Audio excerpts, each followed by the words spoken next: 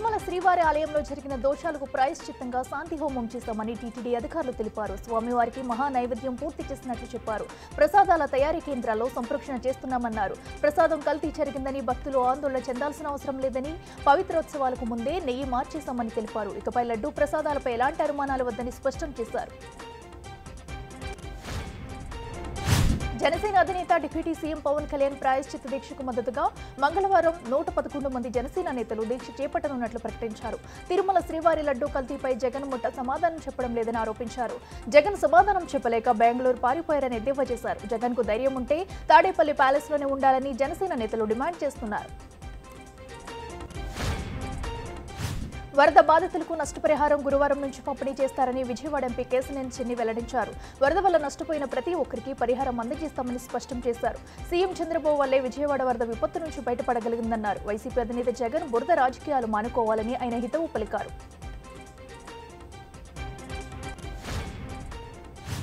గాంధీ ఆసుపత్రి వద్ద ఉద్రిక్త పరిస్థితులు నెలకొన్నాయి. ఆసుపత్రి లోపలికి వెళ్లేందుకు ప్రయత్నించిన బీఆర్ఎస్ ఎమ్మెల్యేలను పోలీసులు అదుపులోకి తీసుకున్నారు. రాష్ట్రంలోని వైద్య ఆరోగ్య సేవలపై అధ్యయనం కోసం కమిటీ వేసి వైద్యులైన సంజయ్, రాజయ్య, మెతుకు ఆనంద్ను నివేదిక ఇవ్వాలని పార్టీ ఆదేశించింది. దీంతో వారంతా గాంధీ ఆసుపత్రికి వెళ్లగా పోలీసులు లోనికి అనుమతించలేదు. దీంతో అక్కడ ఉద్రిక్తత నెలకొనడంతో వారిని అదుపులోకి తీసుకున్నారు. వరద బాధితుల సహాయార్థం స్టార్ హీరో మహేష్ బాబు తెలంగాణ ముఖ్యమంత్రి సహాయ నిధికి 50 లక్షల రూపాయల విరాళం ప్రకటించారు. ఈ మేరకు మహేష్ బాబు దంపతులు జూబ్లీ హిల్స్ లోని సీఎం రేవంత్ రెడ్డిని కలిసి చెక్ అందజేశారు. ఏఎంబీ తరపున మరో 10 లక్షలు ప్రకటించారు. ఏపీలో కూడా వరద బాధితులకు మహేష్ బాబు గత వారం విరాళం ప్రకటించారు. అనంతపురం జిల్లాలో ఉద్యోగుల బదిలీలు గందరగోళంగా మారాయి. ఎమ్మెల్యేల రికమెండేషన్స్ ఉన్నతాధికారులు పట్టించుకోవడం లేదనే గుసగుసలు వినిపిస్తున్నాయి. రీసెంట్ గా జరిగిన బదిలీలు చూసి అటు ఉద్యోగులు, ఇటు ఎమ్మెల్యేలు షాక్ తిన్నారు. కలెక్టర్, జాయింట్ కలెక్టర్ కు మధ్య విభేదాలే ఈ బదిలీలకు కారణమని ఉద్యోగులు లోలోపల చర్చించుకుంటున్నారు. ములుగు జిల్లాలోని రమప ఆలయంలో గుర్తు తెలియని వ్యక్తులు దుశ్చర్యకు పాల్పడ్డారు. ఆలయ పరిసరాల్లో గుప్త నిధుల కోసం తవ్వకాలు జరిపారు. గొల్లాలగుడి ఆలయ పైకప్పు పగలగొట్టి లోపలికి చొరబడ్డారు. గర్భగుడిలోని శివలింగాన్ని పెగిలించి తవ్వకాలు జరిపారు. ఆలయంలో ధ్వంసమైన ఆనవాళ్లను పోలీసులు గుర్తించారు. కేసు నమోదు చేసి దర్యాప్తు చేస్తున్నారు.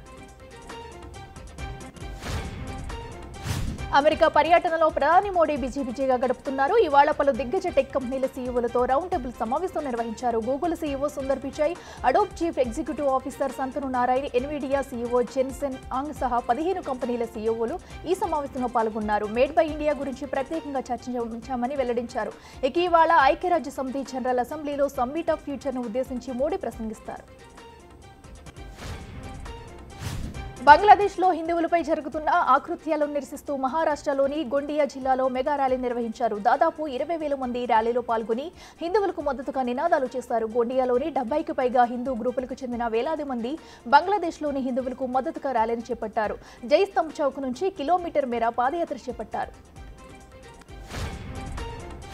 తెలుగు సెలబ్రిటీ లీగ్ పేరుతో సరికొత్త క్రికెట్ టోర్నమెంట్ రాబోతోంది. ఇందులో movie artist, television stars, politicians తో పాటు హై ర్యాంక్ పోలీస్ అఫీషియల్స్ ఆడనున్నారు. ఈ లీగ్ లో police warriors, movie icons, TV artist, top technicians, political warriors ఉన్నాయి. ప్లేయర్స్ లో పోలీస్ కమిషనర్స్ నుంచి ఫేమస్ మూవీ డైరెక్టర్స్, ఆర్టిస్టులు ఉన్నారు. ఫైనల్స్ లో గెలిచిన వారికి 3 లక్షల రివార్డు, రన్నర్ అప్ టీమ్ కు ₹1,00,000 రివార్డు అందించనున్నారు.